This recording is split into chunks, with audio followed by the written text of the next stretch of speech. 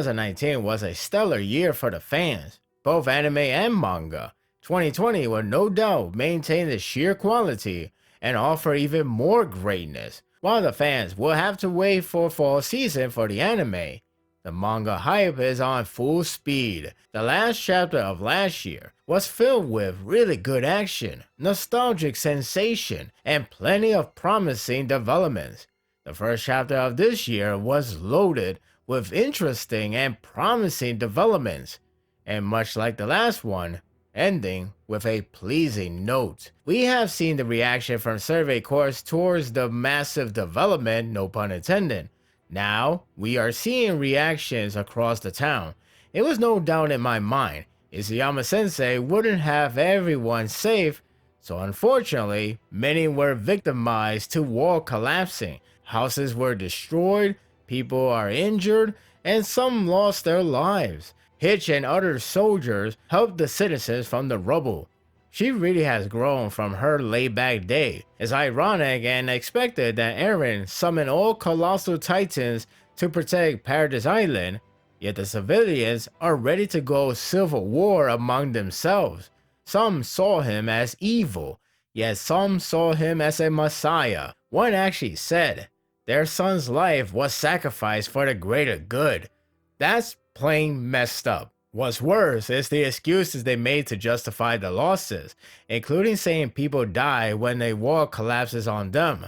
In short, it happens. What a messed up world. Hitch and others have to gear up for anything. Before she gets to it, she embarks in horror segment. I do like the horror sensation of following a trail that would eventually lead to trouble. As you know already, Ani is freed, so this trial was left to lure a guard. Fortunately or not, Hitch took the bait, which led her to be reunited at last. Though there's a bit altercation, Hitch overpowered her due to Ani still recovering. She, however, has the upper hand with her blood pouring out, gambling on her chances to transform. I like the tension between the two. It leaves Hitch in a troubling situation. Either call the guard or pretend nothing happened. It gives her time to show which side she's on, the military or her old friend.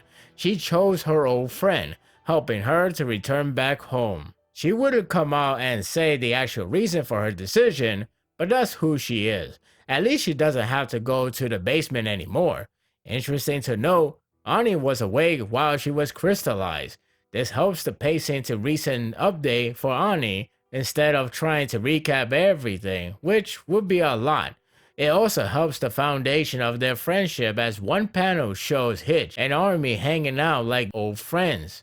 That is honestly charming. The sad part is how Ani felt during the whole time. The best way to describe it is living in darkness, hearing and knowing everything without a reply. That is a scary thought, like being in a hospital for over a year before able to move, or in her case, 4 years. One of the highlights is the road trip with Ani and Hitch. It's been since the spinoff with Ani that I last seen them bonding. Isayama Sensei knows how to give time to bonding moment, and this is no exception. The site exploring is quite devastating, witnessing a slow burn to the world ending. Imagine this scene being done in one take. Not only it builds up their friendship, but understand their character better. Hitch has one question in mind ever since Ani was crystallized. How does it feel to murder dozens for their mission? It's quite telling with one panel alone to understand her feelings towards it, banging and demanding for an answer. It's not even like finding the treasure secret, but to her, it's worth just as much. Ani was trained to sacrifice many for the sake of their cause, justifying the losses as necessary. It's cold as it sounded, but it is worse when she didn't care about anything. The side story addressed Ani's past before, but here is officially addressed in the canon series. Granted, it's always deemed as canon, but now the mainstream audience knows. I don't recall about the abandonment aspect though, so I believe that's new. Even so, you can see where her character was formed. From abandonment to being raised as a warrior, the value of life was diminishing. Struck down her adopted father, she received an approval of her life being worth living. Yet ironically, she no longer see any of it. It was going to remain that prior to the mission until the moment where her father went on his knees and apologized. Everything he taught was deemed wrong, especially the value of a warrior. None of it mattered anymore. All he wished was for her to return home. That's where she realized he's her father, caring about her daughter. Whether you are about to be separated or grown attached to someone, it could be a moment where your true feelings come out, hence her father's reaction. It was an eye-opener. Without it, she probably would have remained cold. It gave her a purpose. It gave her life. The story was necessary as it goes back to the question about life. Ani's view has changed from that moment, now seeking a way to return home. It doesn't excuse her action of taking lives, and she knows it, despite of it. If it leads her back to home, so be it. It's a realistic dark take on do whatever means necessary. Call her evil or disgusting. I find it human in a lost cause. Good to know her family bond is intact. But how long can it last? An eerie thing to think about. It's a nice yet bittersweet chat while journeying through rising hell. The good news is, her father is currently alive. The bad news is, for how long? He and the Eldians rally up to protest against Marley guards that the rumbling is happening. But none of them bought their story. It got to the point that guards decide to execute them for conspiracy. In that moment, he remembers his farewell to Ani, this time with an additional scene that makes it even more touching. It contains her reply to his pleading. Not only she answered with a yes, but her expression answered far more than she needed. It's a face that reads, "Thank you for saving my life." It hits me. He fights back the guard, and it ends abruptly. However, it left with a gunshot. It transitioned nicely to the next scene with Shadi's hearing it. Of course, it's not the same one, but you get the storyboard. I do hope Ani reunites with her father, but I have a feeling Isayama Sensei will be cold enough to end tragically. It looks like Shadi's is setting up for his death, Alas raising his death flag. When the Jaeger is taking control, it's only a matter of time for him to be executed. Cadets want to protect him, but Shadi's declines, insisting them to take order from them. But when the time comes, they must rise up and fight. I like how he has been handled so far. He has been a good teacher, prioritized Cadet's future over everything. I, for one, hope he survives to the end. The conversation between Arimi and Mikasa is very shaky, in a good writing way. It's bad enough that Eren separated himself from his best friends, but now things are getting worse for the two. Arimi is nearly at the breaking point, where he couldn't care anymore. He's gearing up to go after Connie and take Falco back. That way, he can win Gabi and Marley's trust.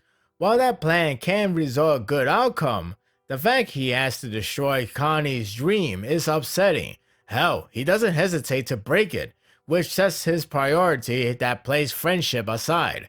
It's quite telling that Mikasa is the calmer of the two, when it's usually vice versa. Her caring about others' feelings over simply doing the mission speaks volume on her character development. Armin knows it will be awful for Connie, but at this point, they're in need for a solution, whatever it takes. At best, just accept his mother as a titan. Mikasa still doesn't know what to do. Armin gives her a job, but in a harsh manner. It's true that she has to think for herself, but the tone, the expression, and the wording display frustration. It then heats up drastically. It was clear that Armin tries to remain calm throughout, but once Eren's name was dropped, he completely flipped out on Mikasa. I can understand the pain he's going through. It doesn't help the matter when there are a crap load of problems going on, including Floch and his regime, Levi's whereabouts, and so on. It's incredibly stressful. I too would lose my mind. I feel bad for him.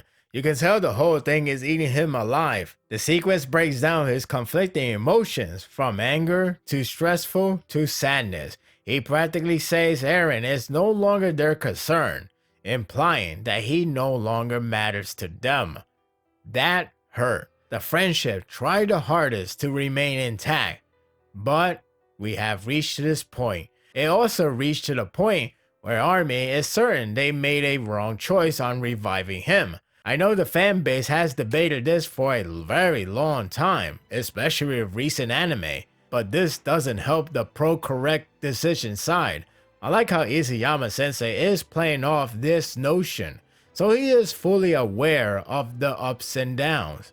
Army departs, and Mikasa is left to go after Jean. Before doing so, she realizes her scarf is missing. Something tells me the little girl she saved took it. At least I don't have to worry about the symbol of a death flag for now. Another highlight to me is the departure scene with Gabi. She is going with Army to retrieve Falco. Before that, she bid farewell to the Bros family. Kaya calls her Mia, but Gabi tells her real name. I have to admit, I laughed hard when Kaya thought it was a bad name. It's probably due to how unexpected it was during a sincere moment. Also, it's needed to have the fans laughing for a moment. The mood is dreary enough. A laugh or two is blessing. They hug each other like a family, burying their hatchet. I really like this scene. What I don't like is the following scene. Recall the early gunshot that Shadis heard. It came from Floch, who shot down a Marley's man's hand to give an example to naysayers. He's now in charge of the Jaegerists, and that alone makes my blood boil. The last thing I need is him to be all high and mighty. If there's one thing the new year needs, is him not needed. He goes on with his speech that positioned him as a second in command, alas Eren's right-hand man. I don't know if he's telling the truth about Eren telling him about the secret. It's possible for trust value, but I doubt he cared that much about Floch. Otherwise, talk about downhill. Yelena is now a shell of her former self. She clearly gave up. Let Floch do all the lead and talking. I prefer her insanity over him. That's saying too much. What's also saying too much is how Floch practically gave the hostages no choice but to surrender and join their cult as Eldians. This is beyond repair. No worries, he tops himself soon after. The man refuses to join and badmouth at Floch. Who wouldn't? That's the cue for Floch to shoot him right through his head. For Shonen, it's the most graphical display of a headshot that I have seen in a long time. Seriously, it's more than simply a bullet to the head. It's quite gruesome. Floch has officially, if he hasn't already, become completely insane. There's no chance for redemption. The most infuriating part is Floch speak lowly on Jean. He's all about freedom, and dream is coming true. That's fine, I suppose. But it got me cringing when he insults Jean big time. With peace coming true, Floch encourages Jean that he can go back to his old self. An annoying, conceited bastard. He needs the absolute worst outcome out of all characters. The real question is, who will be the one to execute him? One thing is certain, whoever it is, that person will be the greatest character of all time. Mikasa was there by the time he insulted Jean, witnessing the crazy commotion. What timing. Floch tells them Levi is no more, thanks to Zeke. Part of me want Levi to pull another Beast Titan massacre, only on Floch. This whole part elevated my sadist side and hope for the best outcome. You know what I mean. If Isayama Sensei dared to make him the coolest guy ever after all this, it will be the worst year ever. Cut away to Connie's whereabouts. Falco is awake and, as expected, suffers amnesia. It's sad to see Connie going to this route due to his desperation to save his mother. He goes far as lying to Falco about receiving medical treatment. This somewhat reeks a death flag for Connie, now that he's close to save one family member. Otherwise, he would most likely become empty. The conflict between him and Army is going to be gut-wrenching. Interestingly enough, Falco has some recollection, mainly the event before the chaos ensued by Eren. Everything else is a blur. It's worth noting that he does feel that he has met Connie before. Right now, he believes he's a good guy, not knowing his true agenda. Once it clicks, it will go downhill at an alarming rate. With Gabi and Army on their way, I can't help but feel chills thinking about it. With so many build-ups and developments, the chapter comes to a close with Pieck and Magus. It's pretty amazing that he has survived through this mayhem. Marlians are heading back home to warn the nations about the rumbling. Pieck feels the end is here, but Magus insists to die struggling rather than watch it burn. Amazingly, this makes them look like the good guys in writing perspective. If there's one thing that this chapter has in common with the last one, it's the return of a character, or rather two. It's been a while since we last saw Haji, but there she is, trying to make amends with the enemy. I didn't expect this, but I definitely welcome it. She is not alone though. She brought a friend that is currently sleeping. It's none other than Levi. It may not be Ani's awakening shock, but it's a huge sign of relief to confirm his status as alive. Not well, but alive. If I recall correctly, supposedly they have the syringe. Will Levi be the victim? To who? Where's Zeke? Surely he's around. There's a lot of possibility to think over. There's a lot to take in from this chapter, but overall, it was really interesting. There's plenty of enticing build-ups to look forward to the end result. Ani and Hitch's road trip was really good. Floch is insufferable. Hopefully, the payoff is masterclass. A swell moment between Gabi and Kaya, a shaky conversation with Army and Mikasa, furthering away from their friendship. There's a lot, and Eren wasn't featured. The new year has begun, and the train ride to the end continues. And that will do it for the review. I hope you enjoyed this one. I know I'm very late with the review. I apologize. It is pretty loaded chapter. There's a lot to talk about, and I try to condense as much as possible before it could have gone an hour review. I have been busy as well, so that doesn't help the matter. Hopefully by the next chapter, I will be ready and more. What do you think of this chapter? Share your thoughts in the comment section.